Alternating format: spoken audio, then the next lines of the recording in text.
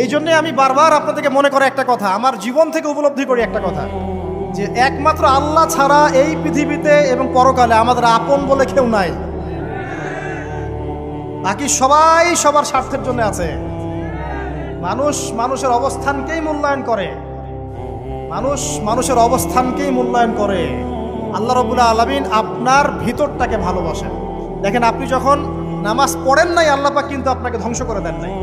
আল্লাহ পরম করুণাময় আপনাকে হেদায়েত দিয়ে নামাজি বানিয়ে দিয়েছেন। জীবনে অনেক পাপ করেছেন, ইনস্ট্যান্ট আল্লাহ পাক শাস্তি দিতে পারতেন, আল্লাহ পাক দেন নাই। আল্লাহ আপনাকে ভালোবাসেন, আল্লাহ আমাকে ভালোবাসেন। আল্লাহ পাকের এই ভালোবাসার ঋণটা শোধ করার জন্য হলেও নামাজি হয়ে যান, আল্লাহর পথে ফিরে আসেন, দিনের জন্য কিছু করেন, দিনের ফিকির করেন, পড়াশোনা করেন। প্রিয় ভাইরা, আল্লাহ পাক তৌফিক দান করুন।